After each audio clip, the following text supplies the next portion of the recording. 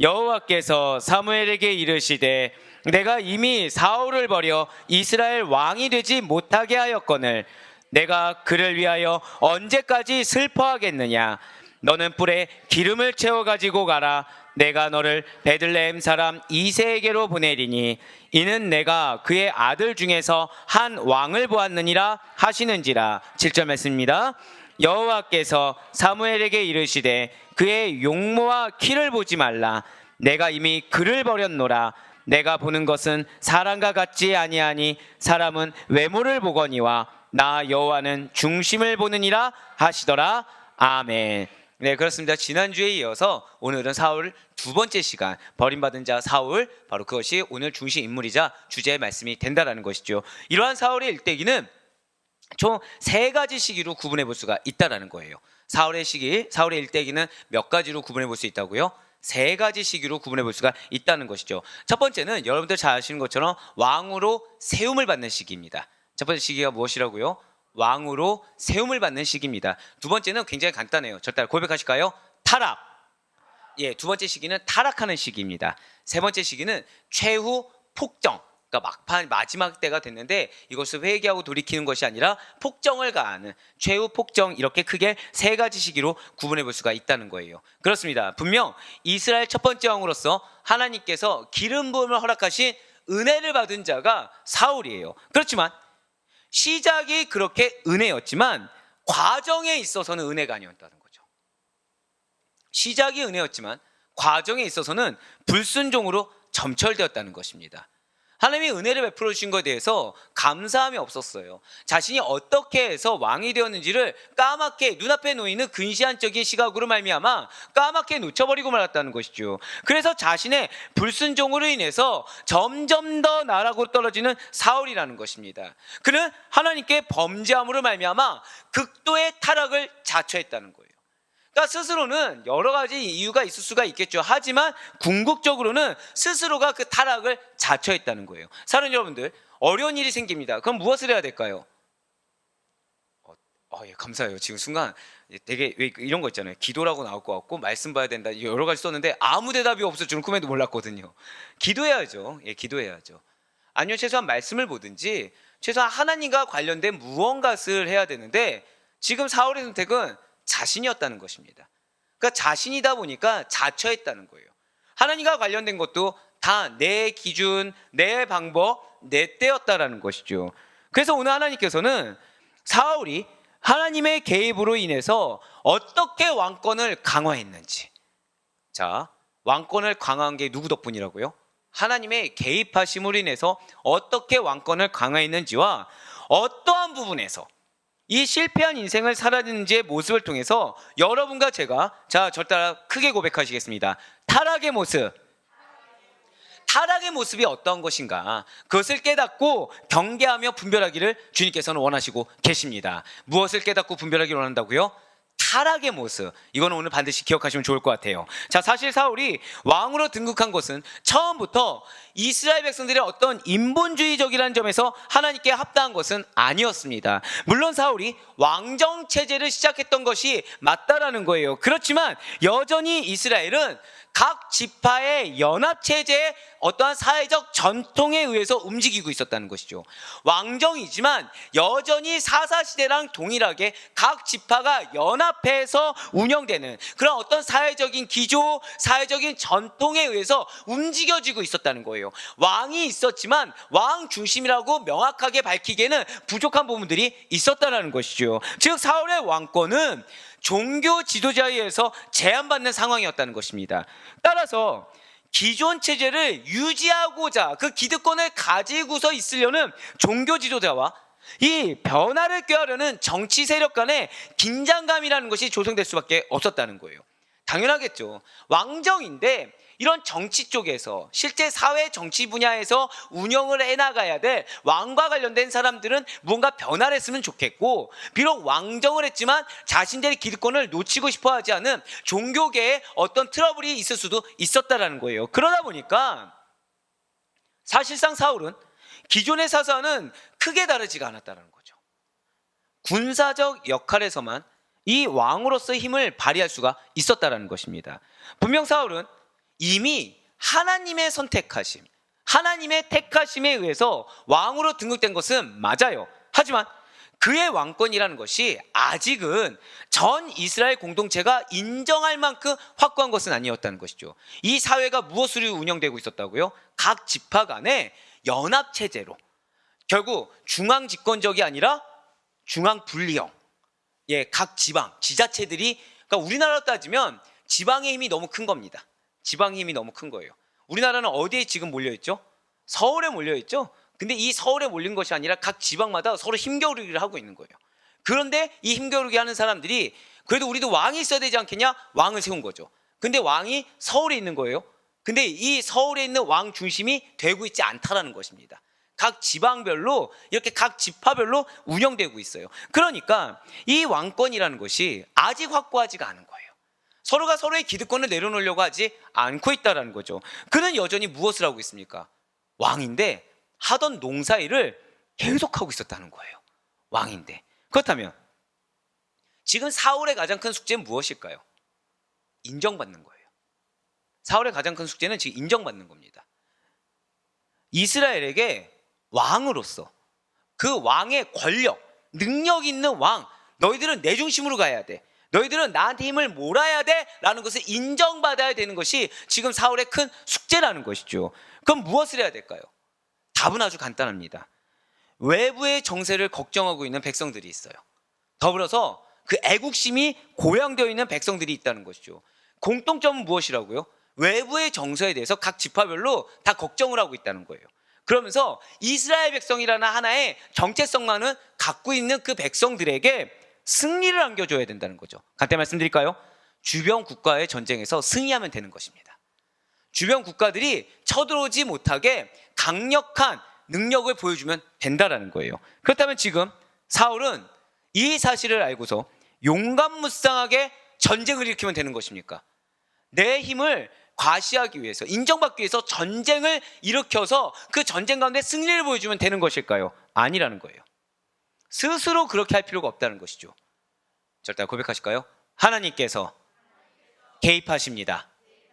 여러분들 이걸 기억하셔야 돼요. 여러분들 하나님께서 영적 대표를 세우셨습니다. 믿으십니까? 그렇다고 한다면 세우신 이가 하나님이시면 영적 대표에 걸맞게 연단시키시고 힘주시며 어느 위치까지 올라가게 하시는 이도 하나님이시라는 거예요. 할렐루야. 이것이 중요해요. 바로 사울 역시 마찬가지라는 거죠.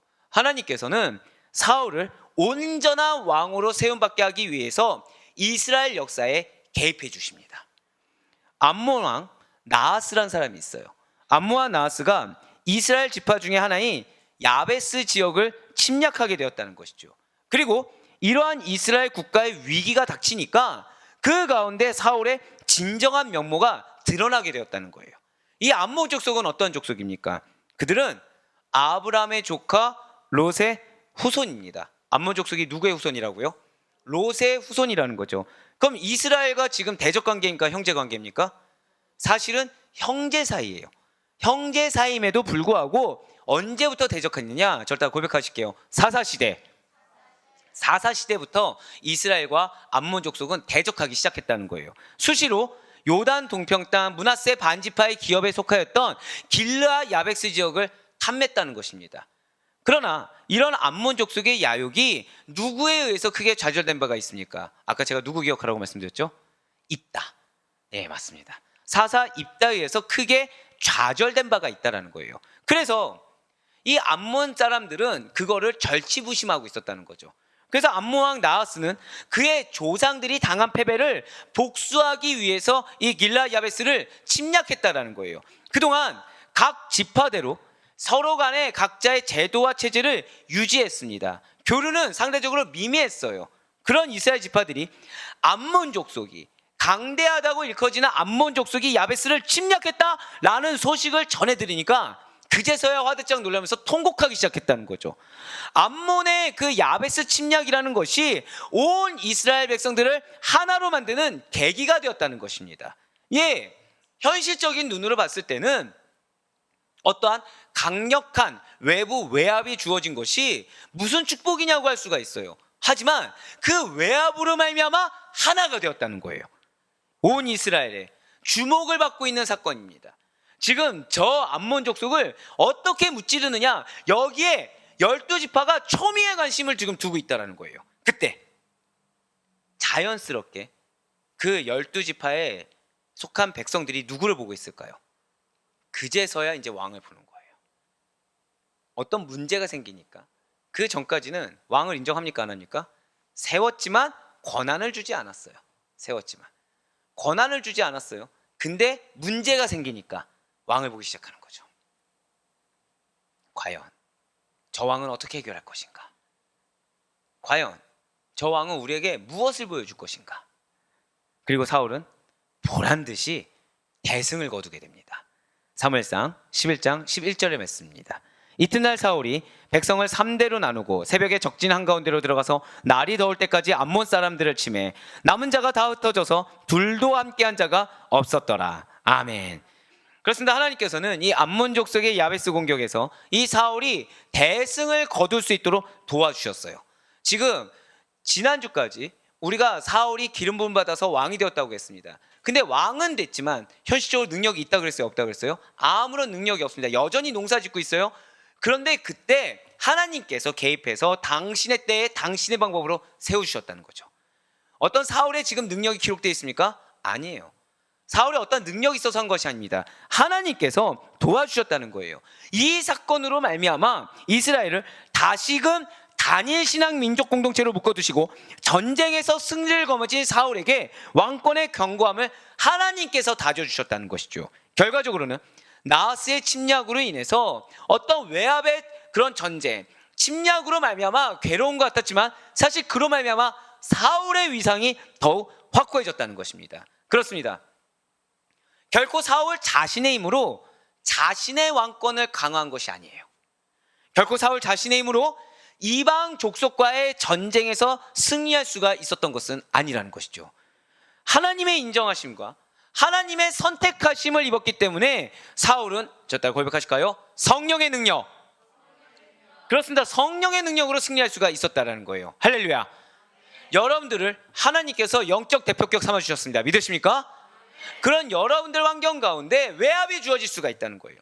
내면의 어떤 마음의 어려움 이전에 외부 환경의 어려움이라는 거, 어떤 사람으로 인한 어려움이라는 것이 주어질 수가 있다라는 것이죠. 내 생각과 다른 어떤 환경이 주어질 수가 있다라는 거예요. 당연히 평화로운 거, 내 마음에 평안을 안겨주는 상황을 기대하고 있지만 마치 사단이 보란 듯이 평안을 깰 만한 일들, 걱정할 만한 일들, 염려할 만한 일들, 거북스러운 일들만이 존재할 수가 있다라는 거예요. 그럴 때 절대 조급해하지 마시길 바라겠습니다.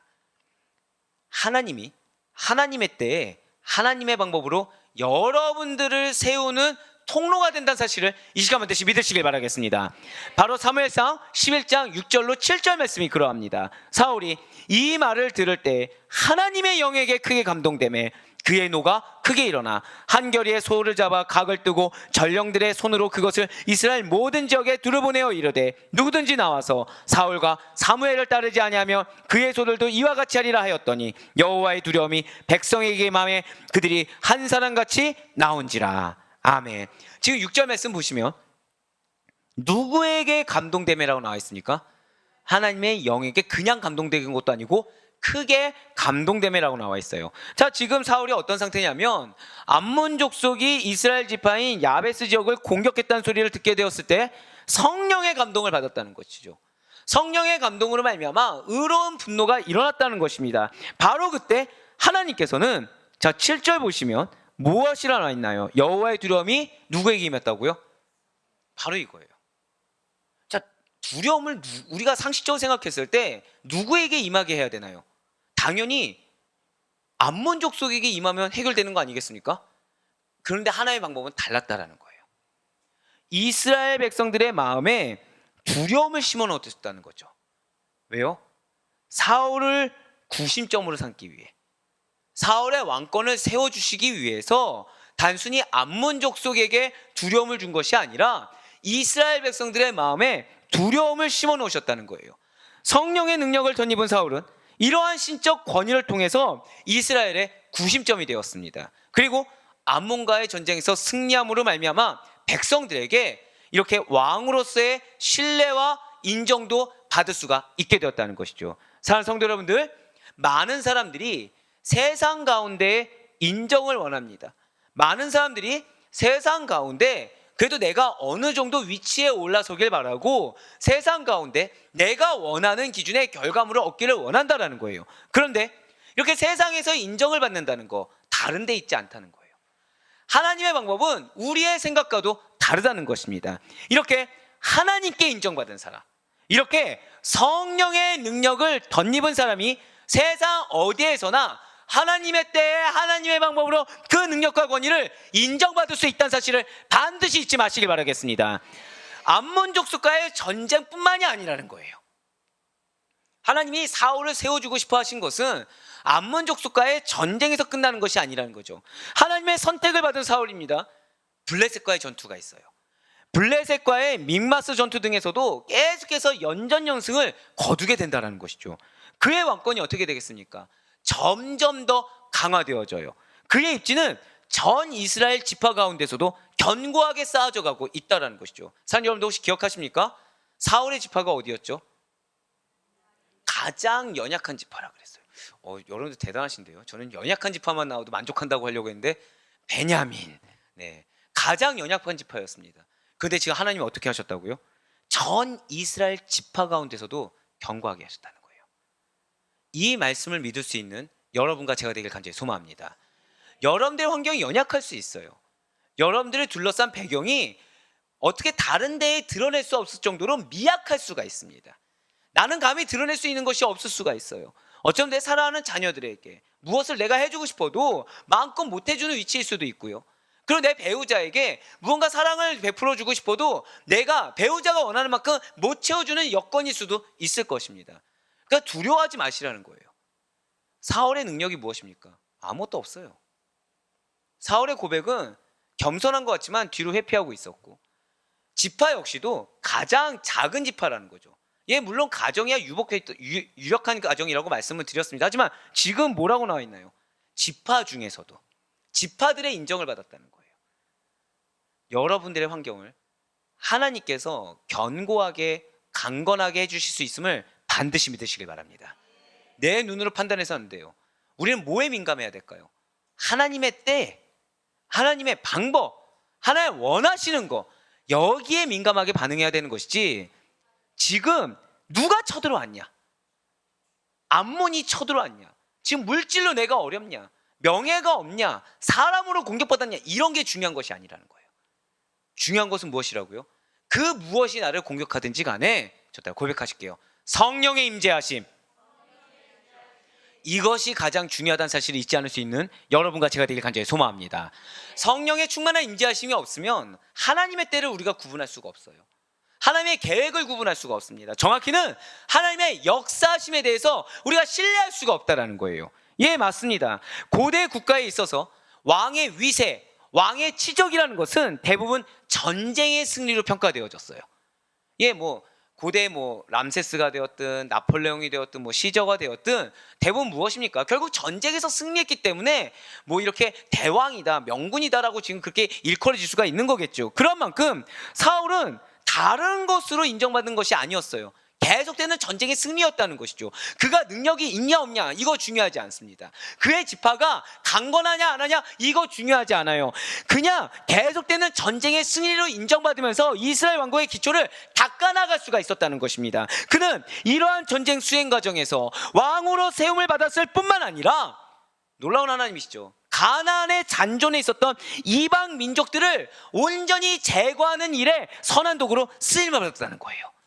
하나님이 가나안에서 무엇을 명하셨죠? 이방 민족들을 멸절하라고 말씀드렸어요. 근데 이스라엘 백성들이 순종했습니까? 안 했습니까? 안 했어요. 우리가 흔히 아는 사울 왕은 어떻습니까? 질투 많고 시기 있고 불순종하고, 그런데 하나님이 쓰셨다는 거예요. 하나님이 당신이 말씀하신 언약을 성취하는 도구로 쓰였다는 것입니다. 전 이 부분에서 얼마나 큰 감동이 됐는지 몰라요. 왜냐하면 우리 중에 나는 100% 선합니다 있습니까? 없어요. 우리 중에 나는 100% 완벽합니다, 난 지금 하나님의 뜻을 온전히 분별해서 그때대로만 살고 있습니다 있습니까? 없다는 거예요. 우리의 연약함이 드러날 수 있습니다. 우리의 악함이 드러날 수 있어요. 우리의 부족함이 드러날 수 있습니다. 겉으로 드러나지 않아도 마음은 너무 시꺼멀 정도로 불순종의 영이 가득할 수 있어요. 하지만 그런 우리라도 하나님께 쓰임받을 수 있음을 믿으시길 바랍니다. 물론 당연히 쓰임받는 걸로 만족해서는 안 되겠죠. 온전한 그 축복 가운데 거하기 위해서는 빨리 돌이켜야겠죠. 하지만 그 가운데에서도 우리가 흔히 왜 마음에 어려움이 있죠? 하나님의 역사하심을 모르겠는 거예요. 이게 하나님의 뜻하심인지 구분을 못하겠는 거예요. 그러다 보니까 누구 중심이 되는 거예요? 점차 내 중심이 되는 거거든요. 그런데 지금 무엇을 말씀하시나요? 하나님은 당신의 계획, 당신의 섭리를 이어간다는 거예요. 악하든 악하지 않든 당신의 뜻하심 그대로 이어가시는 분이십니다. 여러분들이 하나님의 섭리 가운데 놓여진다라고 한다면, 그래서 그 섭리 가운데 하나님의 계획하심이 이루어진다라고 한다면 우리에겐 기회가 있는 거예요. 우리에게는 아직까지 기회가 있다는 것이죠. 할렐루야. 얼마나 감사합니까? 나의 상태와 상관없이 나를 향한 계획하심, 나의 가정을 향한 사명, 우리 교회를 향한 뜻, 여러분들의 공동체를 향한 하나님의 계획 모두 다 지금 이 순간에도 이루어져 가고 있음을 반드시 믿으시길 바라겠습니다. 그렇습니다. 사울의 승리는 결국 누구의 승리입니까? 하나님의 승리라는 거예요. 바로 사무엘상 17장 47절의 말씀입니다. 또 여호와의 구원하심이 칼과 창에 있지 아니함을 이 무리에게 알게 하리라. 전쟁은 여호와께 속한 것인즉 그가 너희를 우리 손에 넘기시리라. 저 다 고백하실게요. 나는 반드시 승리합니다. 믿으십니까? 지금 하나님 뭐라고 말씀하세요? 칼과 창에 있는 것이 아니에요.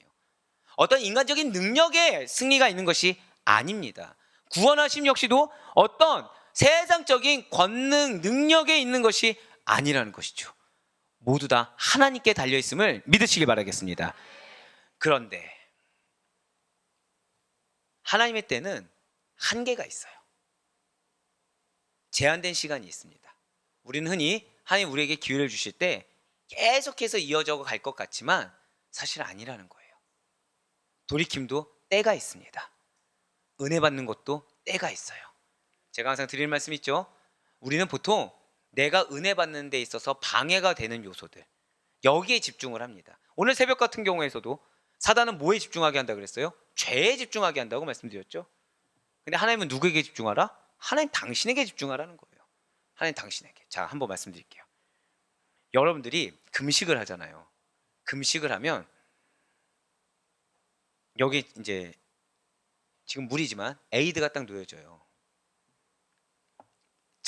이제 작정으로는 기도하면 기도의 분량을 채우고 이걸 마셔야지 합니다. 그럼 저는 뭐에 집중하고 있을까요? 어떻게 한 번에 그렇게 말씀하십니까? 한 번이라도 우리 목사님은 기도에 집중하실 거야 라고 좀 이렇게 해서 저를 부끄럽게 하셨으면 좋겠는데, 에이드, 맞아요. 에이드에 집중을 해요. 왜일까요? 저에게 그 순간에 가장 급한 게 뭐죠? 채워 넣는 거예요. 채워 넣는 거예요. 지금 그럼 그렇지. 그치. 네. 뭐 어떻겠습니까? 솔직히 뭐 다 아시잖아요. 제가 여기서 거룩하게 저는 안 그렇습니다. 저는 오직 하나님께 집중합니다. 누가 믿겠습니까? 네. 에이드에 집중이 돼요. 왜죠? 가장 제가 시급하다고 느껴지는 게 뭐예요? 에이드라는 거예요. 여러분들의 인생에 있어서 은혜가 시급하다고 여겨지잖아요. 다른 게 눈에 들어오지 않는다는 거죠. 그런데 지금 옆에 에이드가 있는데 여러분들 중에서 누군가가 큰 기도 제목을 저한테 줬어요. 그럼 이게 보일까요? 안 보일까요? 안 보여요. 진짜 안 보입니다. 왜냐하면 우리 아델포의 교회는 하나님이 은혜를 부어주십니다. 믿으십니까? 근데 이것이 무엇이냐면 그런 말이 있어요. 쉽게 쌓아 올린 것은 쉽게 무너지는 법입니다. 저는 사실 하나님이 이렇게 은혜를 베푸신 거 너무 감사하지만 왜 말씀을 이렇게 승부를 걸고 미친 듯이 준비를 할까요? 말씀이 받쳐주지 않잖아요. 사상 누각이 된다는 거예요. 모래 위의 성이 돼요. 은혜의 기적으로 쌓여진 것은 은혜의 기적으로 무너지게 되어 있습니다. 지금 무슨 얘기냐? 내 삶 가운데 뭔가 기적이 없는 것처럼 보여진다. 바로 무너진다는 거예요. 근데 말씀이 토대가 된 상태에서 하나님이 역사를 베푸십니다. 믿으십니까? 흔들리지 않아요. 왜냐하면 내 삶 가운데 보여지는 역사가 아니라고 하더라도 이런 나를 둘러싼 하나님의 사랑과 은혜를 확신할 수 있기 때문이라는 거죠. 그러다 보니까 막 앞에 뭐가 보이지 않아도 나는 이 곳곳마다 하나님의 역사가 보이는 거예요. 할렐루야. 맞아요. 우리 아델포이 교회는 바로 그런 거라는 거예요. 우리 아델포이 교회는 이러한 하나님의 역사가 있기 때문에 반드시 말씀 위에 세워져야 됨을 반드시 믿으시길 바랍니다. 말씀 위에 세워져야 되고요. 그리고 그 말씀 위에서 그 가운데 은혜를 경험할 수 있어야 된다는 거예요. 그렇지 않으면 무너지게 된다는 것입니다. 마치 누구처럼요? 사울처럼요. 지금 사울은 준비가 되지 않았어요. 근데 하나님 계속해서 역사해 주셨습니다. 승승장구할 것만 같은 사울이었지만 제사장직을 침범한 이후에는 왕권을 상실하게 됐다는 거예요. 사울왕 2년에 이스라엘은 블레셋과 대치하게 되었습니다. 그런데 이전의 승리들을 잊었는지 그들은 블레셋의 무력에 압도당해서 두려워하고 있었다는 거예요. 불과 얼마 전까지만 해도 이 암몬 왕에 대해서 암몬 족속의 침략에 대해서 두려워하였지만 그렇지만 하나님께서 승리를 안겨주셨다는 것을 잊어버리고 지금 블레셋의 무력에 두려워만 하고 있다는 것이죠. 긴박한 상황에 처한 사울은 제사장의 고유 권한인 성전에서 행하는 제사의식을 임의대로 거행하게 됩니다. 그래서 결국 제사장직을 침해하는 죄를 범하고 말았다는 거예요. 사무엘상 13장 8절과 9절의 말씀입니다. 사울은 사무엘이 정한 기한대로 이레 동안을 기다렸으나 사무엘이 길갈로 오지 아니하매 백성이 사울에게서 흩어지는지라 사울이 이르되 번제와 허목제물을 이리로 가져오라 하여 번제를 드렸더니 아멘. 지금 사울이 처음부터 그냥 드린 것은 아니에요. 사무엘을 기다렸습니다. 그런데 사무엘이 오지 않으니까 어떻게 됐어요? 백성이 흩어지는 겁니다. 사울이 놀란 거죠. 지금 사울은 하나님을 믿고 있습니까? 많은 백성들 모인 걸, 그러니까 인력, 군사력을 보고 있습니까?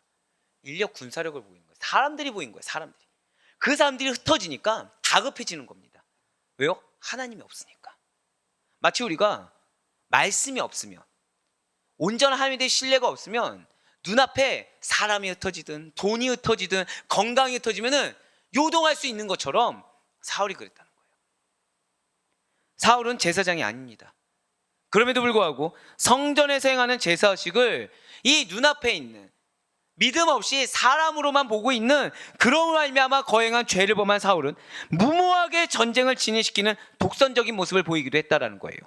하나님의 명령을 불순종하는 그러한 범죄를 저지르게 되었다는 것이죠. 그 이유가 무엇이라고요?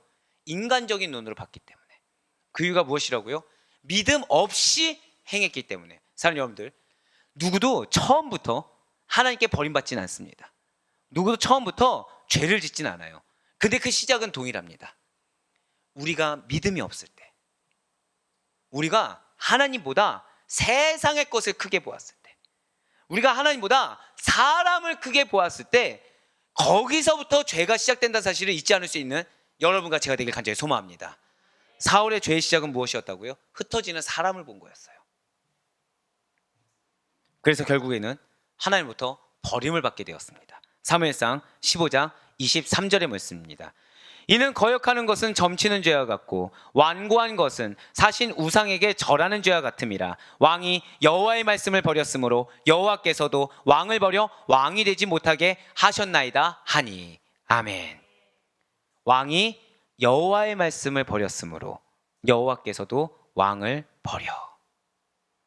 지금 아까 우리가 앞서서 무엇의 토대 위에 은혜를 덧입어야 된다고 말씀드렸습니까? 말씀이요. 자, 지금 하나님은 사울이 무엇을 버렸다고 여기고 있나요? 말씀을 버렸다고 여기는 거예요. 우리가 죄를 지을 때 하나님은 우리가 말씀을 버렸다고 여기신다는 사실을 잊지 마시길 바라요. 여러분과 저에게 언약의 말씀을 주셨습니다. 믿으십니까? 제가 여러분한테 부탁드렸던 것이 있죠. 기도할 때 무엇을 붙잡고 기도해라? 말씀 붙잡고 기도해라. 어떤 상황 가운데서도 약속의 말씀 하나 정도는 신비에 새겨두셔야 된다. 기억하시죠? 바로 이 이유예요. 여러분들의 행동이 말씀으로 제어받을 수만 있다면 우리는 하나님께 버림받을 일이 없습니다. 여러분들의 삶이, 언행이 말씀으로 잠깐의 브레이크만이라도 걸린다고 한다면 우리는 죄를 짓거나 우리는 연약해질 일이 없다는 사실을 반드시 믿으시길 바라겠습니다. 그렇습니다. 사울이 말씀을 버린 거예요. 내 눈에 저렇게 흔들리는데 어떡합니까? 백성들이 흐트러졌어요. 사무엘이 늦게 왔어요. 여러 가지 이유를 댈 수 있겠죠. 하지만 하나님 보시기에는 딱 하나라는 거예요. 너는 말씀을 버렸어. 동시에 하나님께서도 사울을 버리셨어요. 사울이 하나님의 말씀을 버린 같이 사울 역시도 하나님께 버려졌습니다. 너무나 안타깝지 않습니까? 이스라엘 요구에 힘겹게 하나님께서 은혜를 베푸셨어요. 그래서 왕으로 세움받은 사울입니다. 누가 세워달라고 했나요? 이스라엘 백성들이 세워달라고 그랬어요. 자격 있습니까? 없습니까? 자격이 없어요. 외모 준수한 것밖에 없어요. 능력 없습니다. 근데 하나님이 기름 부어주시고 하나님이 흔한 말로 왕권도 세워주시고 그 위치까지 견고하게 돼서 이스라엘 백성들이 말한 바 그에 합당하게 중앙집권체제, 단일 민족으로 뭉쳐주셨어요. 왕권을 견고하게 해주셨어요. 그의 전쟁에서 항상 하나님의 도우심, 그 하나님의 도우심이 없었던 적은 단 한 번도 없습니다. 전쟁에서 연전연승의 화려한 이력을 자랑할 수 있도록, 그래서 그의 위치가 견고해질 수 있도록 도와주신 하나님이세요. 그런데 교만해졌다는 거예요. 사울이 교만해졌습니다. 말씀보다 자신이 앞섰어요. 자기 중심적인 고집스러움, 집착을 버리지 못했어요. 하나님보다 누가 더 중요해졌습니까? 내가 중요해진 거예요. 하나님의 뜻보다 내 눈이 더 신뢰가 가요. 하나님의 뜻보다 내 마음이 더 믿음직스러워요.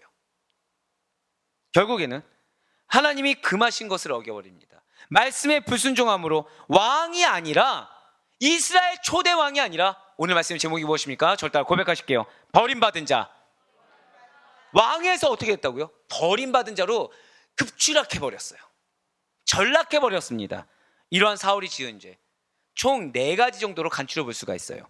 바로 제사장권 침해, 독선적인 처신, 불순종, 시기와 질투입니다. 이거에 대해서 뒤에 자세히 설명을 드릴 거예요.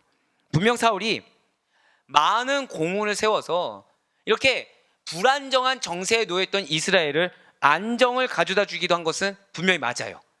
그러나 가장 중요한 문제를 어겨버렸어요. 자, 다 고백하실게요. 하나님과의 관계, 그것을 어겼어요. 즉 종교적인 질서를 어기고 불순종의 죄를 범함으로 말미암아 하나님으로부터 멀어지게 되었다는 것입니다. 우리에게 가장 중요한 것은 무엇이라고요? 종교적인 질서라는 거예요. 하나님과의 관계에서의 질서입니다. 순종이라는 거예요. 이러한 사울의 범죄가 오늘날을 살아가는 여러분과 저에게 주는 명확한 메시지가 있다는 것이죠. 첫 번째로, 저를 따라 고백하실까요? 사울의 제사. 네, 아까 앞서 말씀드렸던 4가지를 하나하나 말씀을 드릴 거예요. 당시의 제사의식이라는 것은 누구의 권한입니까? 맞습니다. 제사장의 고유 권한이에요. 이러한 종교 질서를 훼손하는 행위는 사회의 근본을 뒤흔드는 도전으로 간주되었다는 것이죠. 자신의 지위, 신분을 망각한 사울의 행동은 그래서 매우 경솔할 수밖에 없었다는 것입니다. 자, 눈앞에 보이는 현실이 어떠했습니까?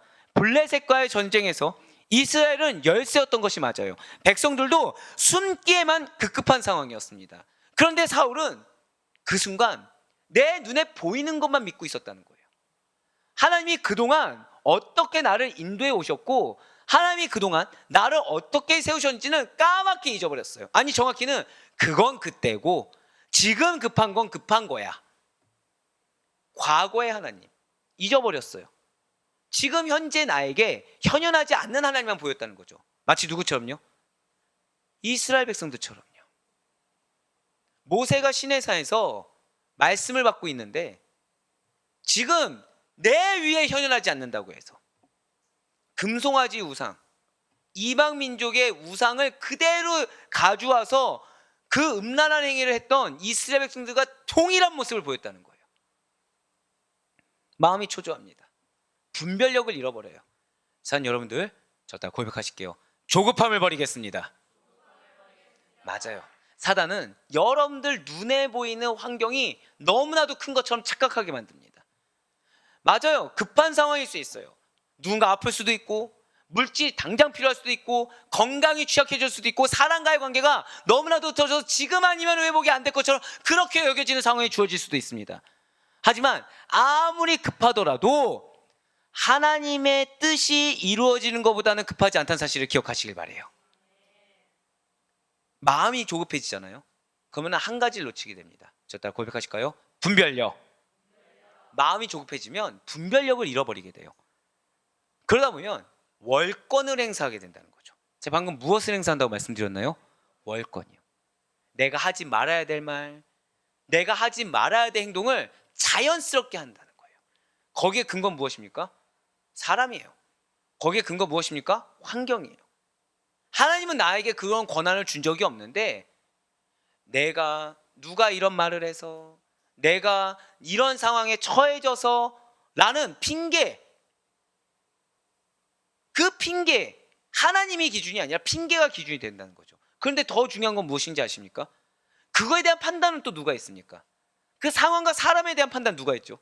내가 했다는 거예요. 그러니까 결국 우리의 기준이 뭐가 된 거예요? 내가 기준 삼아요. 내가 기준이 돼버렸습니다. 그래서 월권을 해요. 하나님보다 앞서간다는 거죠. 하나님의 영역을 내가 침범해버렸다는 거예요. 사울이 그랬어요. 제사장직을 침범해버렸습니다. 하나님이 명하신 제사장직을 침범해버렸어요. 사무엘상 13장 8절과 9절의 말씀입니다. 사울은 사무엘이 정한 기한대로 이레 동안을 기다렸으나 사무엘이 길갈로 오지 아니하매 백성이 사울에게서 흩어지는지라. 사울이 이르되 번제와 화목제물을 이리로 가져오라 하여 번제를 드렸더니. 아멘. 지금 사울이 이처럼 조급해하고 두려워한 이유가 무엇이겠습니까? 정말로 백성들이 흩어지니까 단순히 그 흩어지는 게 두려워서일까요? 우리의 행동에는 원인들이 있습니다. 우리의 언행에는 급작스럽게 나오는 것은 사실 없어요.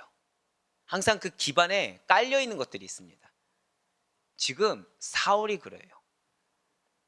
사울이 이처럼 조급해한 이유, 이처럼 두려워한 이유는 평소에도 하나님을 온전히 신뢰하지 않았다는 거예요. 평소에도 하나님과 교제하지 않았어요. 왜 우리가 그런 분들을 보곤 합니다. 잘못을 딱 지적받아요. 잘못을 지적받습니다. 왜 인정을 못 하시는 분들이 있어요. 인정을 못 하는 거죠. 그러면서 핑계와 타협으로 점철되는 경우가 있습니다. 왜일까요? 왜 인정을 못 할까요? 왜 그 상황이 잘못이라고 인지하지 못하다가 그것이 잘못이라고 들었을 때 당황하고 놀래서 분노함으로 핑계와 타협으로 일삼게 되는 것입니까? 이유는 단 하나예요. 평소에 하나님 앞에 서지 않았기 때문에, 평소에 말씀이 기준된 삶을 살지 않았기 때문에 이 행동의 잘못의 유무가 개인주의가 됐다는 거예요. 자기중심이 됐다는 것이죠. 그러니까 내 중심에서는 내 행동에 잘못이 있습니까? 없습니까? 있을 수가 없다는 거예요. 누구의 모습이죠? 우리의 모습이라는 것입니다. 내 기준에서는 다 나름의 이유가 있어요. 다 나름의. 내 기준에서는 나름의 노력이 다 있어요. 핑계 없는 무덤 없고 원인 없는 무덤 없습니다. 그러다 보니까 잘못인지 모르고 있어요. 근데 배우자가 또는 부모님이 또는 동역자가 너 이건 잘못인 것 같아 딱 권면합니다. 듣기 좋아요, 싫어요? 너무 싫은 거죠. 그 순간 뭐가 나옵니까? 분노가 나오는 거예요. 이 말씀 왜 드릴까요? 어쩌면 여러분들이 사랑하는 마음에 권면하실 수 있어요. 어쩌면 여러분들이 정말 그 영혼을 사랑하는 마음에 좋은 말로 이렇게 잘 권면하고 잘 다독일 수 있습니다. 그런데 여러분들 경험해 보셨죠? 그랬는데 돌아오는 게 짜증, 돌아오는 게 화인 거예요. 그때 이상하게 여기지 마시라는 것입니다. 그때 기도해 주셔야 돼요. 무엇을 기도해야 됩니까? 하나님과 친밀하게 교제하도록, 하나님 앞에 먼저 설 수 있도록. 이거는 단기간 내에 되는 게 아니에요. 평소에 그렇게 훈련이 되어져야 되는 것입니다. 근데 여기서 여러분, 그러니까 이런 질문을 들어요. 근데 교회 다니는 분인데요. 근데 직분자인데요. 오래 신앙생활 했는데 중요하지 않습니다. 지금 사울을 보세요. 사울을. 지금 사울이 하나님의 은혜를 경험한 적이 없습니까? 아니요. 많이 경험했어요. 지금 사울 이방 민족입니까? 아니요. 이스라엘 민족이에요. 하나님 너무 잘 알아요. 그게 중요하지 않습니다. 지금 사울이 무엇을 의뢰하고 무엇을 믿고 있습니까? 자기 믿고 있어요. 그리고 아이러니하죠. 왕을 누가 세우셨습니까? 하나님이 세우셨는데 그 왕이 주는 권한이 누구 거라 착각하고 있어요? 내 거라 착각하고 있는 거예요. 내 거라고. 우리에게는 아무런 권한이 없습니다. 믿으십니까? 우리의 권한은 하나님이 주시는 거예요. 내가 하나님 앞에 서 있지 않으면 나는 이 권한을 받을 자격이 없습니다라고 고백하는 거랑 동일합니다. 그런데 내가 하나님 앞에 서 있잖아요. 그럼 나에게 필요한 건 지금 권한이 아니에요. 나에게 필요한 건 무엇이냐? 저 일단 고백하실게요. 영적 분별력. 바로 그게 필요하다는 거예요. 하나님이 무엇을 원하시는지, 하나님이 이 얘기를 왜 듣게 하셨는지, 하나님이 이 상황을 왜 처하게 하셨는지, 이게 가장 중요한 것이지 내가 지금 어떤 감정이냐가 중요하지 않아요. 내가 지금 어떤 소리를 들었냐가 중요하지 않아요. 가장 중요한 것은, 저 일단 고백하실까요? 하나님이 나에게 무엇을 원하시는가? 아멘? 이게 가장 중요하다는 거예요. 왜요? 우리가 악하든 선하든 하나님은 분명히 운행하신다고 말씀을 드렸습니다. 믿으십니까? 근데 지금 사울 지금 어떻게 됐습니까? 어느 때가 되니까 끊어졌어요. 이 사실을 우리가 두려워해야 된다는 거예요. 그냥 하나님 역사하시겠지. 하나님 나 세우셨잖아 라고 하면서 역사될 것을 당연하게 여기서는 안 된다는 거예요. 하나님의 역사의 주인공이 되는 우리가 되길 간절히 소망합니다. 역사의 방관자나 역사의 나고자가 우리가 아니길 간절히 소망합니다. 맞아요. 지금 사울은 평소에도 하나님 앞에 서 있지 않았어요. 평소에도 하나님을 온전히 신뢰하지 않았어요. 나를 믿었습니다. 왕의 권위만을 의뢰했어요. 그가 자신을 세우신 하나님만을 믿고 끝까지 인내했다고 한다면 사울은 주변 환경이나 여건에 조금의 흔들림도 없었을 거예요. 사울은 오히려 암몬 족속과의 전쟁을 생각했을 것입니다. 사울은 오히려 나를 어떻게 세우셨는지, 기존의 하나님이 어떻게 역사하셨는지를 생각하고 오히려 잠잠했을 거예요. 오히려 들쑤시는 이 감정을 하나님 앞에 회개했을 것입니다. 근데 사울은 이러한 범죄만 있었을까요? 아니라는 거예요. 두 번째 문제는 절대 고백하실게요. 독선적인 처신. 이거예요, 이거. 항상 제가 경계하는 부분입니다. 독선이 되지 않을 수 있도록. 그래서 저는 일부러 선포하는 것도 있어요. 왜? 제 권한은 어디에 있다? 말씀과 기도. 예, 하나님께 있죠. 그쵸? 예. 예. 말씀과 기도도 하나님이 주신 거죠. 그쵸? 예, 회개하게 하셨어요. 네. 왜 제가 그런 선포를 할까요? 이게 제가 사회생활을 했잖아요. 그러면 공동체를 보면은 개선되어야 될 부분, 필요할 부분이 보일까 안 보일까요? 시스템적으로 보이는 거예요. 그게 시스템적으로. 그런데 하나님이 원치 않는 시스템은 최악인 것입니다. 그거는 시스템이라 할 수 없어요. 그거는 공동체를 와해시키는 것입니다. 이걸 알까요 모를까요? 아는데도 보이는 거예요. 아는데도 슬금슬금 올라오는 거죠. 그러니까 저는 계속 선포를 하는 거죠. 이거는 내 영역이 아니야. 성도의 대표는 누구다? 장로님이다. 나는 교회의 영적 대표. 하나님이 나에게 명하신 권한은 담임 목회자로서 말씀과 기도 외에는 하나 더요. 양료. 이거 외에는 없다. 스스로가 스스로에게 계속 선포하는 겁니다. 사실은 계속. 자, 예를 들어서 우리 장로님들하고 저하고 행정적인 의견 충돌이 있어요. 그럼 저는 어떻게 해야 돼요? 순종해야 되는 거예요. 누구에게요? 성도의 대표가 되는 장로님들께 순종해야 되는 겁니다. 제 마음을 표현할 수는 있겠죠. 그렇다고 해서 제 마음은 이렇습니다가 아니라 제가 원래 생각했던 것은 이렇습니다. 근데 그럴 수 있군요. 네, 제가 순종하겠습니다. 이게 제 정답이 돼야 되는 거예요. 근데 제가 말씀을 선포했어요. 근데 그 말씀에 왜 여러분들 죄송하냐 부딪힐 수 있잖아요. 그때 여러분들 입술은 뭐가 나와야 되는 거예요? 감사합니다.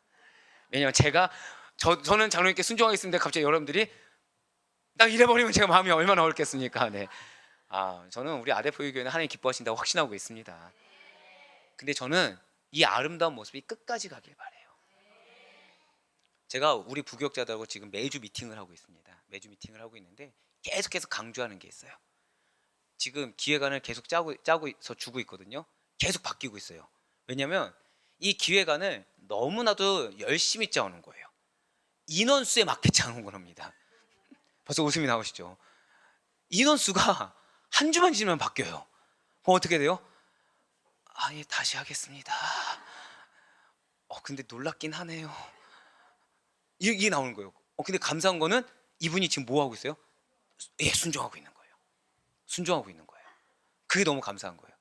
그랬더니 지난주에는 페이퍼를 제출 안 해요. 이렇게 패드를 보여주시는 거죠. 패드를 보여주고서 자기 이게 죄송하지만 이게 친 것도 아니에요. 예, 그가 왜 뭐 이렇게 잠깐만요. 보여드리면은 그러니까 잠시만요. 그러니까 뭐 보여드리면은 아마 있을 겁니다. 그쵸? 이렇게도 안 해요. 이렇게도 안 해요. 막 이런 식으로도 안 해요. 어떻게 해요? 막 써서 그냥 이제 막 써서 보여주기 시작하는 거예요. 막 이제 그러면서 이건 어떨까요? 하면 이제 거기서 요것만 우리가 좀 차용합시다. 그러면은 뭐라고 얘기합니까? 일주일 뒤에 다시 하는 거예요. 그러면서 이제 또 저희 새로 올 목회자들이 있잖아요. 전도사님들 기다리고 있는 거예요. 빨리 만나자고. 좋은 마음일까요? 아니면은 같이 고생합시다 할까요? 예, 같이 고생합시다. 같이 고생합시다. 근데 저는 이거는 말리지 않습니다. 왜요? 이 부분이 필요해요. 준비 안 되고 여러분들 보는 것과 이런 과정을 겪고 보는 거는 차이가 많습니다. 정말 불쌍한 우리 부교육자들. 근데 감사한 거는 그분들이 지금 자신의 권한을 주장합니까 안 합니까? 부교육자로서 내가 이런 대우를 받아야 되는데 이런 얘기를 안 하는 거예요. 자신의 권한은 어디에 있다고 여기는 거예요? 성도 섬기는 거. 예, 지금 내가 맡은 부서를 어떻게 섬기겠느냐, 여기에 포커싱을 맞추고 있다는 거예요. 할렐루야. 우리 아델포이 교회가 교역자 지금 그렇게 갖고 있죠. 우리 성도님들도 같이 그렇게 갈 수 있길 간절히 소망합니다. 어쩌면 그 시스템이라는 것이 여러분의 뜻과 다를 수도 있어요.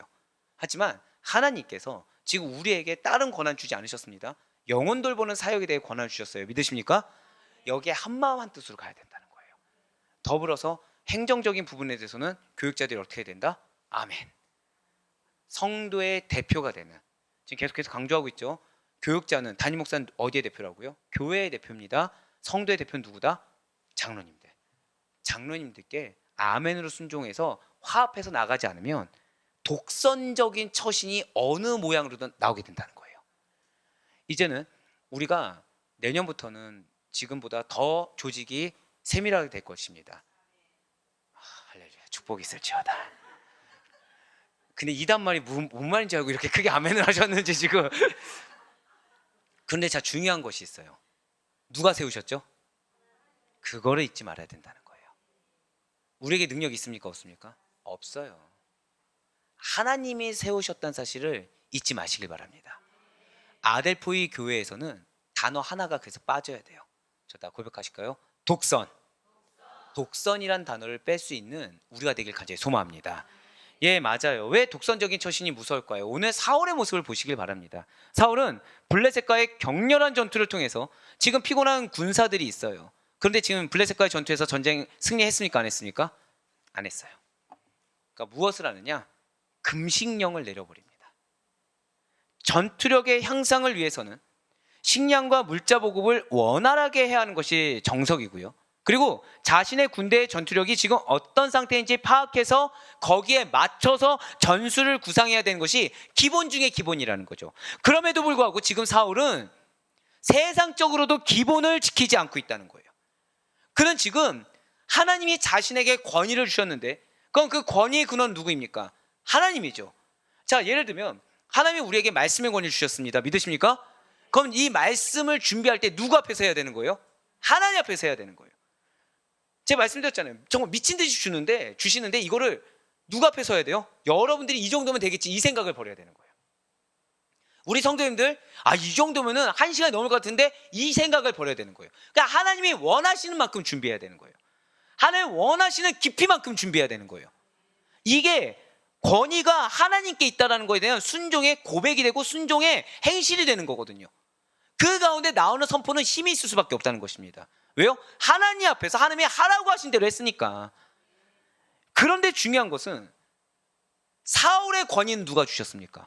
하나님이 주셨어요. 그런데 그거를 잊고서 내 권위로 삼으니까 무엇을 해도 실수가 나온다는 거예요. 내 권위로 삼았으니까 무엇을 해도 하지 말아야 될 것만 골라하고 있다는 거죠. 그러다 보니까 자연스럽게 피해자가 생기더라는 것입니다. 자연스럽게 상처받는 사람들이 생겼다는 거예요. 지금 권위주의에 빠졌어요. 사울이 명령 내리기를 좋아합니다. 정답이죠. 자, 이스라엘 백성들 하나님의 선민입니다. 믿으십니까? 선민이니까 거룩해야 돼요. 믿으십니까? 거룩해야 되는데 거룩한 성전에 마음이 거룩하지 않은 거예요. 다 금식해야 되는 거죠. 금식해서 하나님 앞에 정결하게 서야 되는 것입니다. 그럼 하나님이 힘 주실 것입니다. 이게 사울의 얘기인 거예요. 지금. 자, 지금 사울이 말한 것 중에서 어색한 거 있어요? 어색한 게 없죠? 근데 그게 다 누구 얘기예요? 본인 얘기라는 거예요. 지금 스스로의 만족, 그 만족이 종교적인 만족이든 내 감정의 만족이든 생각의 만족이든 스스로의 만족을 위해서 정작 전쟁에서, 자, 잘 들으셔야 돼요. 본인보다 더 중요한 영혼의 처지를 전혀 염두에 두지 않았다는 거죠. 제가 방금 뭐라 말씀드렸습니까? 영혼의 처지, 영혼의 상태, 이것이 가장 중요하다는 것입니다. 영혼의 상태를 배제했다는 거예요. 영혼의 상태를. 사무엘상 14장 24절의 말씀을 보시길 바라요. 이날에 이스라엘 백성들이 피곤하였으니 이는 사울이 백성에게 맹세시켜 경계하여 이르기를 저녁 곧 내가 내 원수에게 보복하는 때까지 아무 음식물이든지 먹는 사람은 저주를 받을지어다 하였습니다. 그러므로 모든 백성이 음식물을 맛보지 못하고. 아멘. 이렇게 전쟁에서 승리하기 전에는 음식을 먹지 말라라는 명령은 나의 입지, 나의 명예, 그리고 내가 생각한 승리의 기준, 이것만을 고려했을 뿐이지 나에게 붙여주신 영혼들, 백성들이죠. 왕에게 붙여준 영혼들은 내가 책임져야 될 영혼들이 전쟁에서 치를 희생에는 전혀 마음을 쓰지 않은 어리석음이고요. 그 전쟁에 참여하는 자들이 어떠한 마음이고 어떠한 상태인지를 전혀 고려하지 않은 무지함이라는 거예요. 그런데 실제로 오늘날에도 목적 제일주의에 유혹된 지도자들이 이렇게 붙여준 영혼들, 하나님께서 허락하신 백성들을 희생시켜서 나의 만족을 극대화하려는 잘못을 저지르곤 한다는 사실입니다. 사랑하는 여러분들, 우리에게 가장 중요한 것은 하나님이십니다. 믿으십니까? 두 번째로 누가 중요할까요? 순간 돈이라고 하신 줄 알고 지금 깜짝 놀랐습니다. 네, 그럴 분이 아니세요. 사단을 불러가라. 네. 예, 영혼이라고 하셨는데 이것만 본 거예요, 제가. 예. 그러니까 이건데 저는 뭐만 봤다고요? 제가 뭐만 보인 거예요, 순간? 돈. 회개합니다, 주여. 제 마음에 돈이 있었나 봅니다. 자, 이 얘기는 하지 말아야겠네요. 뭐냐면 내 마음에 원하는 것을 그대로 보게 된다고 지금 써놨는데, 주여, 소름 돋았네요. 네. 네. 자, 다시. 지금 너무 정답을 얘기해 주신 게, 예수님이 우리에게 제일 먼저 누구 사랑하라고 하셨습니까? 하나님을 사랑하고 내 이웃을 사랑하라고 했습니다. 이게 율법의 완성이라고 했어요. 즉 여기에 내가 있습니까? 없습니까? 내가 없어요. 여기에 돈 있습니까? 없습니까? 네, 돈이 없어요. 어떻게 해요? 준비한 거 그대로 읽어야지. 근데 마음에 돈이 있는 사람은 돈만 보이고 돈 중심으로만 생각한다는 거예요. 마음에 자기 만족이 있는 사람은 자기 만족 중심으로만 생각하고 만족을 이루기 위해서만 간다는 것입니다.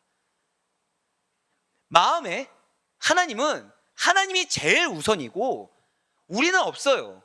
두 번째가 무엇이라고요? 영혼이라는 것이죠. 이웃이라는 것입니다. 그런데 지도자들이 그걸 놓친다는 거예요. 첫 번째 뭘 놓쳤어요? 권위를 누가 주셨다? 하나님이 주셨다. 두 번째로 무엇을 주셨다? 책임질 영혼을 주셨다는 걸 놓치는 거예요.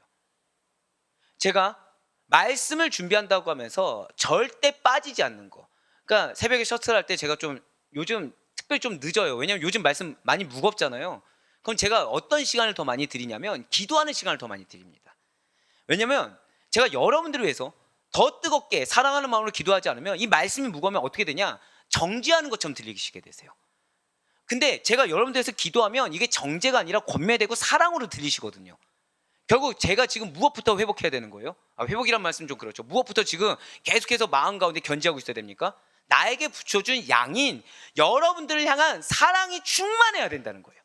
그리고 나에게 허락하신 하나님의 이 말씀이 여러분들에게 유익이 된다는 확신이 들어야 된다는 거죠. 그렇지 않고 그냥 말씀의 그 텍스트만 읽고서 이것의 느낌을 살린다고 정죄하듯이 선포해버리면 안 된다는 것입니다. 마찬가지죠. 자, 지금 전쟁의 목적이 무엇입니까? 표면상으로는 이스라엘 백성들을 위한 거죠. 그렇죠? 이방 민족들을 물리치는 거니까. 표면상으로는. 그러니까 왕은 그렇게 얘기할 수 있어요. 누구를 위한 전쟁인 거예요? 이스라엘 백성들을 위한 전쟁이라는 거예요. 그런데 정작 이스라엘 백성들을 위하고 있지 않다는 거예요. 말로는 영혼을 위한 사역이라고 해놓고서 정작 영혼이 빠지고서 무엇이 중요하겠습니까? 말로는 영혼을 돌보고 구원을 위한 거라고 해놓고서 그 영혼을 사랑하는 마음이 빠지고서 무엇이 되겠습니까? 영혼을 사랑하면 누구 기준이 돼야 돼요? 영혼은 기준이 돼야 돼요. 영혼을 사랑한다면 누구 기준이 돼야 돼요? 하나님 기준이고 그 하나님의 사랑이 기준이 돼야죠. 맞아요. 하나님께서는 우리에게 맡기신 영혼을 자신의 탐심의 이용물로 희생시키는 것을 철저하게 금지하고 계세요. 정말 무섭습니다. 조급함이 들었었어요. 무슨 조급함이 있었냐면 이 공동회가 시작되기 전까지 저는 분주한데 제 눈에 여러분들은 좀 상대적으로 한가해 보이는 거예요. 여러분들은. 그러다 보니까 무슨 생각이 드냐면 공동회 끝나고 이게 진짜 신기하게 우리 유창규한테 추수감사절 비슷하게 좀 뭔가 부탁한 게 있었거든요. 부탁을 했잖아요. 그럼 전 추수감사절을 지금 생각하는 거예요? 안 하는 거예요? 하고 있는 거죠. 근데 그 순간 공동회 끝나고 성탄절까지 한 달이나 시간이 2달, 그래 이 정도 비는데 뭘 해야 되지 않을까? 이런 생각이 드는 거예요. 이런 생각이. 자, 제가 지금 죄송해요. 미친 거죠. 지금 제 행사한다고 했어요? 안 한다고 했어요? 안 한다고 했죠. 근데 저는 지금 뭘 본 거예요? 제가 바라보는 여러분들의 상태를 제가 파악하고 있었다는 거예요. 하나님의 눈이 아니고. 그랬더니 하나님이 갑자기 말씀을 생각할 여유조차 안 주게. 근데 하다 보니까 유창재 전화가 딱 오는 거죠. 목사님, 근데 이거 준비하는 거 혹시 2개로 준비할 거야? 하나로 준비할 거야? 그제가 갑자기 생각이 드는 거예요. 그러고 나서 보니까 공동회 끝나고 추수감사절까지 3주밖에 없는 거예요. 그러고 끝나서 한 달 뒤에 뭐가 있어요? 성탄절이 있는 거예요. 무슨 생각이 듭니까?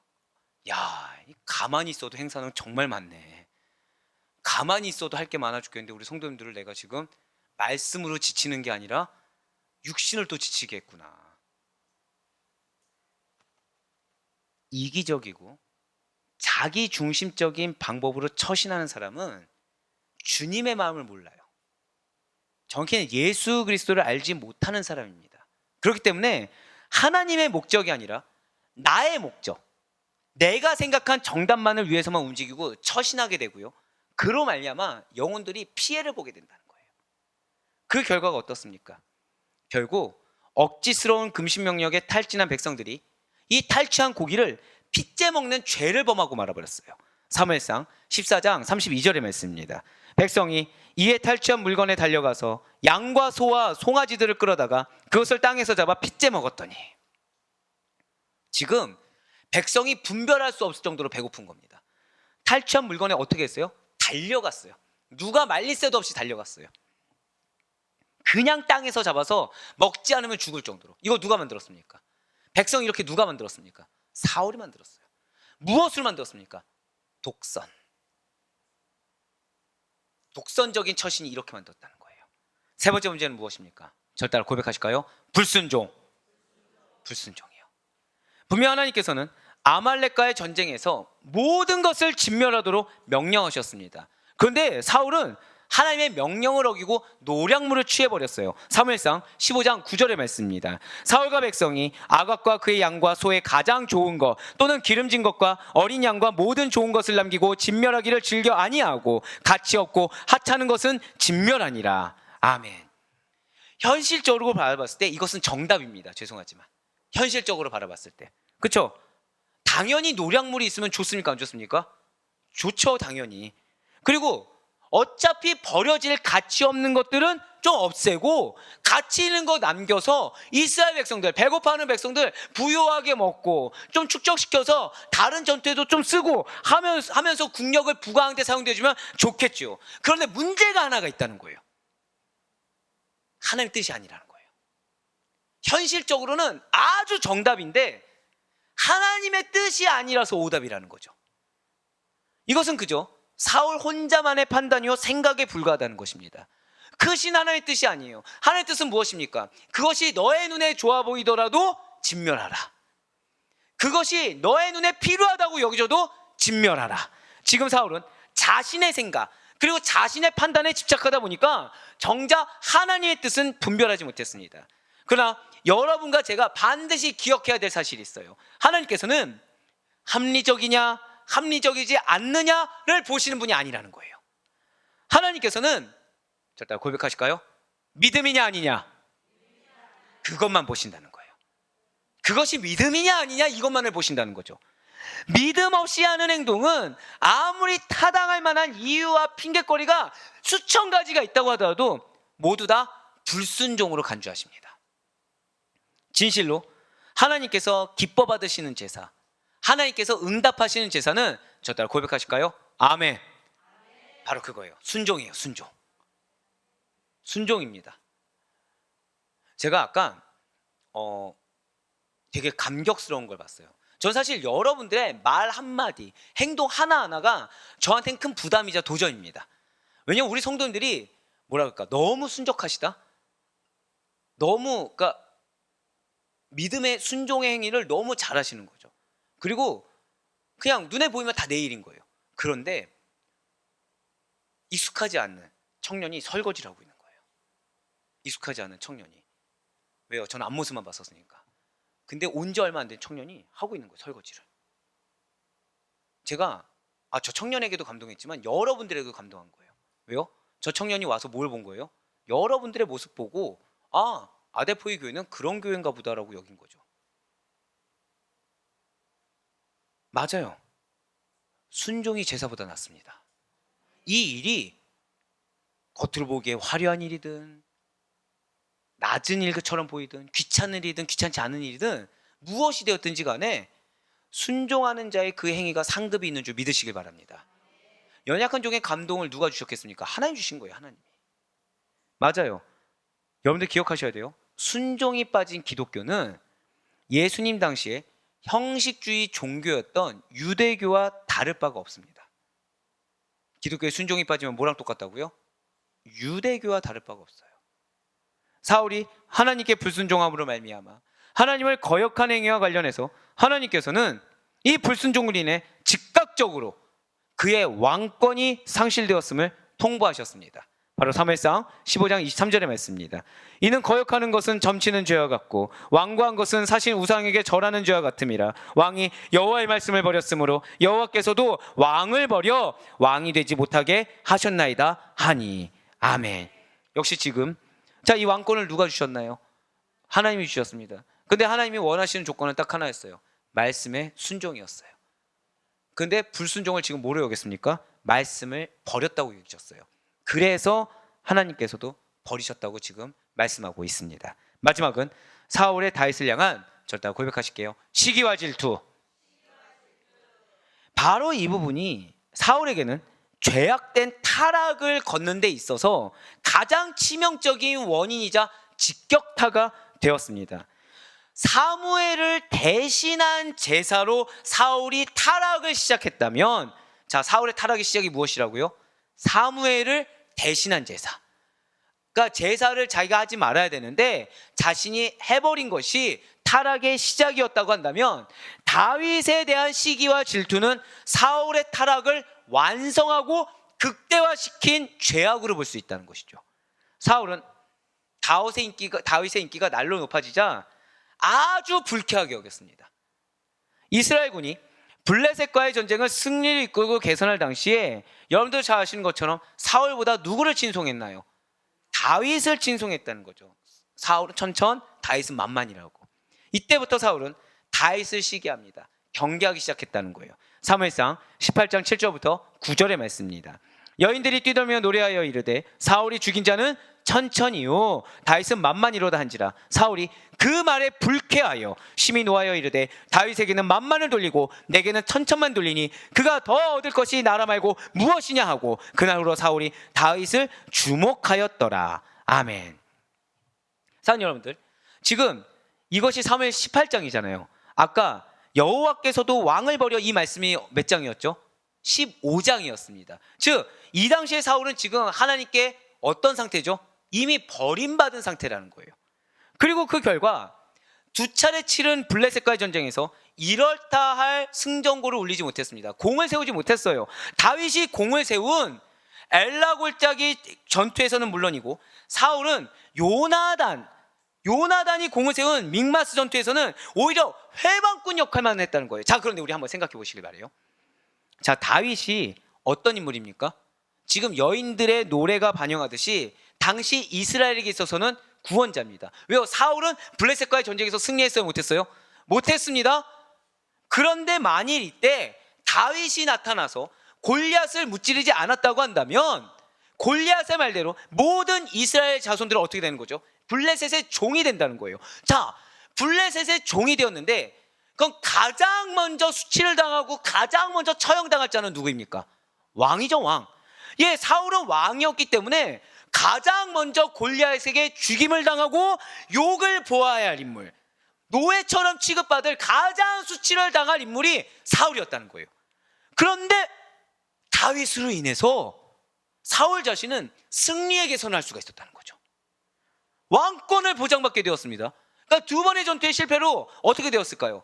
왕권이 위태위태할 수가 있었어요, 실제로. 그런데 왕권을 보장받게 된 겁니다. 그러니까 사실 사울의 입장에서 다윗은 어떤 사람입니까? 은인이죠, 은인. 은인이에요. 감사해야 돼요. 큰 은인입니다, 아주. 왜요? 죽을 수도 있었는데 내 생명을 구해준 자, 내 권한을 보호해준 자, 나로 하여금 계속 왕으로 떳떳하게 살 수 있게 해준 자가 다윗이라는 거예요. 그런데 사울은 영적으로도 육적으로도 전부 다 어두워져 있었다는 거죠. 자, 여러분들의 생명을 누가 구해줬습니다. 어떻게 돼야 되죠? 잘 돼줘야겠죠. 예, 정말 고마워하고. 인간의 도리도 알지 못한다는 거예요, 지금 사울이. 인간의 도리도 알지 못하고 다윗을 통해 베푸신 하나님의 은혜 역시도 알지 못했다는 거죠. 만약에 사울에게 역사의 주관자이신 하나님에 대한 바른 인식만 있었다고 한다면 달랐을 것입니다. 최소한 다윗을 하나님이 보내셨구나, 요 정도만 알았어도 달랐을 것이에요. 왜요? 이미 사실 사울은 사무엘을 통한 사울의 왕권을 상실한 폐위 통보와 다른 왕을 세울 것이라는 사실을 사울은 이미 들은 바가 있습니다. 그렇기 때문에 다윗의 등장과 이러한 다윗을 기뻐하는 백성들의 지지를 하나님의 뜻으로 수긍하고 받아들였어야 마땅하다는 거죠. 사무엘상 15장 28절 한번 보시길 바래요. 사무엘이 그에게 이르되 여호와께서, 자, 빨간 글씨 한번 보실까요? 뭐라 나와 있습니까? 오늘 이스라엘 나라를 왕에게서 떼어 왕보다 나은 왕의 이웃에게 주셨나이다. 지금 사무엘이 명확하게 얘기했죠. 너의 왕권은 이미 패해졌어. 하나님이 왕위를 옮겼어. 그런데 누구에게 줬어요? 너보다 더 나은 너의 이웃에게 줄 거야. 지금 명확하게 얘기했어요. 그런데 사울은 인정하지 않았다는 겁니다. 왜요? 앞서 말씀드린 대로 지금 왕의 권위가 누구의 것이에요? 자기 걸로 알았다는 거예요. 자기 거. 하나님이 세우신 권한인데 하나님이 그 자리를 허락해 주셨는데 내 거인 양 착각하고 있다는 거죠. 그러니까 그 자리를 어떻게 하고 싶어요? 지키고 싶은 거예요. 놓치기가 싫은 거예요. 내 능력 따윈 중요하지 않아요. 내 권위, 내 권리만 중요해요. 나로 인해 누가 희생하는 거 중요하지 않아요. 나만 지금 이거 지키고 있으면 돼요. 이거를 방해하는 사람은 다 적인 거예요, 지금. 이걸 방해하는 사람은 사무엘이든 다윗이든 의이고 뭐고 필요 없어요. 다 원수고 죽여야 될 사람인 거예요.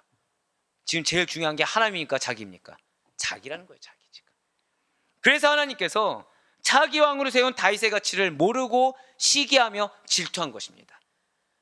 사울은 하나님의 주권을 인정하고 있지 않아요. 만일 사울이 하나님의 주권을 인정하고 하나님의 뜻을 알며 겸손히 이를 인정하고 받아들였다면 사무엘과 같이 평화롭게 정권을 이양하고 참된 평안을 얻었을 것입니다.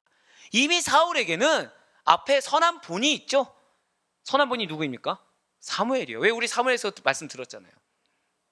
당시의 사사는 지도자라고 말씀드렸습니다. 왕과 같았다고 말씀드렸어요. 근데 하나님이 사울을 왕으로 세울 거야 라고 했을 때 사무엘 어떻게 했죠? 예, 순종했어요. 그냥 다. 그런데 모든 정치 체계까지 만들어주라, 떠먹여줘라 했는데 어떻게 했죠? 순종했어요. 그냥. 이미 앞에 선례도 있어요. 어떻게 해야 된다는 것도 보여줬어요. 명확하게 말씀도 주셨어요. 그런데 권리를 놓치기 싫어서, 이익을 놓치기 싫어서 순종의 자리에 시기라는 감정, 질투라는 감정을 넣어버렸어요. 사랑하는 성도 여러분들, 시기와 질투는 저 따라 고백하실게요. 탐심의 다른 얼굴. 예, 맞습니다. 우리 중에 탐심을 제거해야 됩니다. 탐심은 악입니다. 모르는 분 없어요. 우리 아대표교회에서 워낙 많이 이거는 선포하고 있었기 때문에 모르는 분 없습니다. 근데 탐심의 다른 얼굴이 무엇이라고요? 시기와 질투라는 거예요. 제가 시작하기 전에 선포한 게 있어요. 하나님 앞에. 하나님, 저보다 더 나은 부교육자 보내주세요. 제가 설령 그 부교육자가 인기가 많아서 따로 개척을 한다고 하면 제 기쁜 마음으로 띄워드리겠습니다. 이게 제 고백이었어요. 지금 되게 정답인데 마음이 어려지네요. 갑자기. 이게 제가 시작한 지 한 6년 됐으면 제가 그렇지, 그럴 수 있다고 생각하는데 지금 6개월 만에 네, 아멘으로 순종하겠습니다. 네. 예, 1년 뒤에라도 나가라고 하면 나가야죠. 네. 좋지 않습니까? 이런 거 웃으면서 얘기할 수 있다는 게. 저는 정말 그렇게 선포하고 있어요. 저는 하나님이 아니라고 하면 정말 내려놔야 된다고 확신하고 있습니다. 왜냐하면 말씀이 너무 크게 웃으셨는데요, 지금. 두고 보자는 아니시죠? 네. 왜냐하면 말씀이 지금 보여주고 있잖아요. 하나님의 때가 가장 선하고 합당한 때예요. 지금 만약에 그렇지 않으면 저는 제2의 사울이 될 거라는 걸 저는 확신하고 있습니다. 왜? 저도 연약하니까, 사람이니까. 모든 사람은 탐심이 있습니다. 믿으십니까? 여러분들 다 탐심이 있으세요? 여러분들 다 탐심이 있으세요? 여러분들 자녀들 보면 탐심이 있습니까? 없습니까? 있어.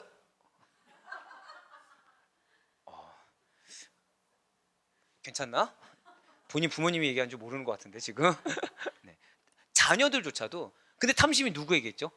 제일 많다고요? 다? 네네네. 나에게. 네. 제일 잘해준 친구는 만족합니까? 못합니까? 못해요. 못해준 친구는, 상대적으로 못해준 친구는 별 차이 없는데도 못해준 친구는 못해준 친구대로 마음의 불만이 있고, 잘해준 친구는 잘해준 친구대로 불만이 있다는 거예요. 결국 뭡니까? 모든 인간은 탐심이 있어요. 모든 인간은 시기와 질투가 있습니다. 그래서 철저하게 말씀에 서 있어야 돼요. 그래서 철저하게 하나님 앞에서 늘 항상 선포하면서 두렵고 떨리는 마음으로 하나님 앞에서 사명을 다해야 돼요. 그렇지 않으면 우리는 시기와 질투가 어느 순간 당연하게 될 것입니다. 그렇지 않으면 우리는 하나님이 허락하신 은혜가 마땅히 내 것이냐 착각하게 될 거라는 거예요. 예, 시기란 말은 타인의 소유에 대한 열정이라고 설명할 수가 있을 것입니다. 긍정적으로 들리시나요? 아니요. 열정적으로 그 시기하는 거예요. 타인의 소유를 탐하는 겁니다. 그에 대해 질투를 하는 거예요. 자신이 가지지 못한 것을 남이 가지고 있을 때 그것에서 긍정적이지 않은 선망적인 시샘을 하게 된다는 거죠. 그러나 주님께서는 이렇게 시기와 질투를 가장한 탐심을 너무나도 싫어하신다는 거예요. 이런 주님의 뜻을 무시하고 자기 생각대로 밀고 나간 사울의 마지막 끝을, 그의 최후 종말을 우리는 너무나도 잘 알고 있습니다. 명예롭지 못한 죽음을 당한 사울이 아니겠습니까? 그렇습니다. 여러분과 저는 사울과 다른 자들입니다. 믿으십니까? 우리는 시기와 질투의 어리석음에 빠지지 않도록 주의해야 돼요. 하나님이 허락하신 은혜, 하나님이 허락하신 열매, 하나님이 허락하신 권위와 권능을 내 욕심으로 삼아서 나의 욕심을 채우려고 끝까지 고집하게 되면 하나님께서 붙여주신 영혼, 하나님께서 사랑하시는 의로운 영혼을 시기하게 되고요, 결국은 사울처럼 하나님을 대적하는 자가 되어버리는 것입니다. 그것은 하나님께서 바라시는 마음이 아니에요. 사랑하는 여러분들, 오늘 이 시간 하나님은 여러분들에게 응답하길 원하십니다. 믿으십니까? 그래서 우리가 믿는 예수님께서는 지금 이 순간, 그리고 우리의 삶 가운데 우리들에게 원하시는 마음이 있다는 거예요. 절대 선포하실게요. 나의 마음은 빈 마음입니다. 바로 그거예요. 빈 마음을 원하세요. 이것은 그저 욕심을 버린다는 그 의미 이상입니다. 하나님의 뜻에 대한 전적인 복종이 따라야만 진정으로 마음을 비울 수가 있다는 거예요.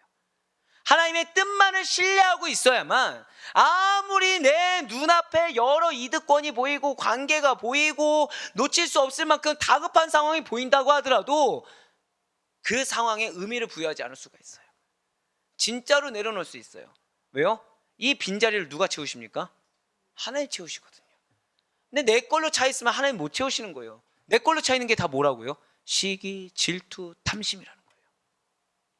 무슨 일이든지 나의 생각을 주의 뜻 뒤에 두는 사람, 하나님보다 앞서지 않고 예수님 뒤에 서고자 하는 사람이야말로 진정으로 마음을 비운 것이라는 사실을 기억하시길 바랍니다. 사실상 사울은 시기할 필요도 없어요. 시기해서는 안 될 사람을 시기하느라 인생의 나머지를 소진하고 말았다는 것이죠. 그런데 이것은 비단 사울만의 이야기가 아니라는 것입니다. 누구라도 하나님께서 중심이 되지 않고 아까 말씀드린 대로 하나님과 늘 항상 친밀하게 교제하지 않고 하나님을 신뢰하지 않으면 시대를 막론하고 그 누구라도 사울의 길을 걸어갈 가능성이 농후하다는 사실을 반드시 기억하시길 바라겠습니다. 사랑하는 아데포 교회 성도 여러분들, 하나님의 계획으로 말미암아 전쟁의 공을 세워서 모든 이스라엘 백성들로서 하여금 왕으로의 인정을 받게 된 사울은 그러한 은혜, 그러한 권능의 근원을 잊어버린 채 종교적인 질서를 무너뜨리고 불순종하였습니다. 시기를 가장한 탐심을 억제하지 못해서 결국 왕권을 상실하고 폐위되게 되었어요. 그리고 하나님께서는 이러한 사울을 대신해서 다윗을 왕으로 세우고자 하셨습니다. 바로 오늘 부분이죠. 사무엘상 16장 1절과 7절을 말씀입니다. 여호와께서 사무엘에게 이르시되 내가 이미 사울을 버려 이스라엘 왕이 되지 못하게 하였거늘 내가 그를 위하여 언제까지 슬퍼하겠느냐. 너는 뿔에 기름을 채워 가지고 가라. 내가 너를 베들레헴 사람 이새에게로 보내리니 이는 내가 그의 아들 중에서 한 왕을 보았느니라 하시는지라. 여호와께서 사무엘에게 이르시되 그의 용모와 키를 보지 말라. 내가 이미 그를 버렸노라. 내가 보는 것은 사람과 같지 아니하니 사람은 외모를 보거니와 나 여호와는 중심을 보느니라 하시더라. 아멘. 그래서 다윗이 사무엘로부터 기름 부음을 받음으로써 사실상의 왕위를 계승하게 된 것입니다. 분명 사울은 왕이었어요. 그렇지만 그런 껍데기는 왕이었지만 그의 실상은 하나님을 떠난 불안한 상태였습니다. 전 여러분들이 마음에 불안감이 들었을 때 빨리 돌이킬 수 있길 소망합니다. 마음에 불안감이 있을 때 이 불안감의 원인을 찾으려고 하지 마세요. 아, 나의 영역 중에 어떤 영역이 지금 내가 하나님보다 앞서 있구나. 내가 하나님을 떠난 것을 내가 마치 하나님이 함께하는 것처럼 착각하고 있구나. 빨리 분별해서 돌이키시길 바랍니다. 그러나 지금 사울은 돌이키지 않았어요. 징벌을 받는 비참한 상황으로 떨어지고 말았다는 거죠. 그렇습니다. 하나님으로부터 버림을 받은 순간부터 사울에게는 고통과 질고가 엄습해 왔습니다. 악신이 고통을 주었어요. 사울의 영혼은 황폐해졌습니다. 영적 파산의 상태에 이르러 버렸어요. 점점 더 고통의 나락에 빠져듭니다. 두려움과 불안과 공포가 사울의 영혼을 지배해버려서 영적 공황기에 나락으로 빠져버렸어요. 그렇습니다. 하나님이 떠난 상태야말로 희망이 없는 죽음의 상태라는 사실을 잊지 마시길 바라요. 그러나 여러분과 저는 다르다는 것이죠. 우리는 희망이 없는 죽음의 상태가 아니에요. 전 이 말씀이 너무나도 감사했어요. 여러분과 저는 절대 고백하실까요? 나는 소망의 백성입니다. 믿으십니까? 이걸 기억하세요. 여러분들을 빈 마음으로 이끌고 계시는 하나님이 함께하고 계십니다. 빈 마음에 뭐가 채워지는 거예요? 소망이 채워지는 거예요. 소망이. 나를 비우세요. 나를 비우고 내 권한을 내려면 내려놓을수록 이 땅 가운데 채울 수 없는 걸로 채우심을 믿으시길 바랍니다. 사랑하는 여러분들, 단도직입적으로 여쭤볼게요. 오늘날의 교회 하면 여러분들 뭐 생각 드십니까? 긍정적인 생각 드십니까? 부정적인 생각 드십니까? 너무 크게 웃으세요. 지금 다들. 안타깝게도 부정적인 면모가 생각이 드는 것이 현실입니다. 그런데 우리 교회 하면 어떻게 생각 드십니까? 감사해요. 지금 미소만 보이면 어떡할까 했어요. 그런데 저는 이것은 양날의 검이라고 생각하고 있어요. 만약에 지금까지 하나님의 은혜를 주셔서 우리가 소망의 교회로 여길 수가 있지만 여기에 우리가 도취돼서 우리가 해야 될 사명도 놓치고 우리가 성장해야 될 목표도 놓치고 말씀을 놓치고 성령님과 친밀한 교제를 놓치게 되면 우리도 동일하게 될 것입니다. 우리도 얼마든지 동일하게 사울이 될 수가 있다는 거예요. 하지만 우리는 감사하셔야 됩니다. 우리는 소망의 백성입니다. 우리의 기쁨은 다른 게 아니에요. 절대 고백하실까요? 하나님께서 나와 함께 하십니다. 믿으십니까? 여러분들에게 쓰던 달던 메시지가 들려지는 거, 그래서 그 메시지에 내가 반응하는 것이 은혜예요. 말씀이 들리지 않는 거, 이거는 정말로 안타까운 일입니다. 하지만 어떤 반응이라는 게 나오는 거, 이건 은혜입니다. 하나님께서 나를 떠나지 아니하시사 여러분과 동행하고 계시다는 증거가 되는 것이고요, 여러분들 동안 하나님의 계획하심이 내 상태의 유무에 상관없이 지금 이 순간도 진행되고 있음에 감사하며 기뻐하며 나아갈 수 있는 여러분과 제가 되길 소망합니다. 그래서 우리는 이 시간에 그냥 기도하는 시간이 아니에요. 절대 마지막 고백하실게요. 하나님께서 나와 동행하십니다. 그분 만나셔야 돼요. 그분을 뜨겁게 만나셔야 돼요. 제가 오늘 새벽에도 말씀드렸어요. 저 혼자만 기도하면 된다 안 된다? 안 돼요. 자, 요즘 지금 몇 주 동안 저 어떻습니까? 금철 때 뜨겁게 부르짖죠. 오죽했으면은 같이 이제 셔틀 타고 가신 분이 초반부터 달리신다는 얘기를 들었어요. 전 칭찬입니다. 전 칭찬이에요. 물론 내일 신방 받으신 분은 좀 걱정이 돼요. 지난주도 딱 30분 전에 목소리가 나왔거든요. 예, 은혜가 있을지어다. 예. 남 일이라고 다. 일단 나는 내일이 아니니까. 뭐 목소리가 안녕하세요, 권사님, 은혜가 되시죠? 뭐 은혜 되시죠? 보셨습니까? 아멘. 네, 되실 거라 믿습니다. 예, 하나님이 해주시겠죠. 왜 그렇게 할까요? 우리 처음부터 뜨겁게 느낍시다. 우리 처음부터 하나님의 임재하심을 경험하시고, 뭐 기도가 뭐 쌓여가면 되겠지, 이런 세상적인 토념 다 버리시고 능력의 하나님이십니다. 권능의 하나님이십니다. 응답하신 하나님이십니다. 임재를 충만하게 불 내려주실 하나님이십니다. 그 하나님께서 여러분들을 버리지 아니하시고 사울과 달리 충만함을 허락하여 주셨습니다. 당신의 뜻을 분별하게 하시고 뜨겁게 부르짖는 여러분들의 심령 가운데 위로와 평강을 주길 원하시는 사실을 믿으시길 바랍니다. 그래, 바라옵기는 기대하시길 바래요. 나와 동행하신 하나님께서 지금 이 시간 부어주시기를 예비하시고 풍성하게 내려주실 것을 준비하고 계시며 하나님의 임재하심을 충만하게 경험하시는 가운데 여러분들이 계신 비전, 여러분들에게 약속되신 기업을 확신대로 온전히 이루며 나아갈 수 있는 그 능력의 기도의 시간 될 수 있기를 주님의 이름으로 간절히 축원합니다.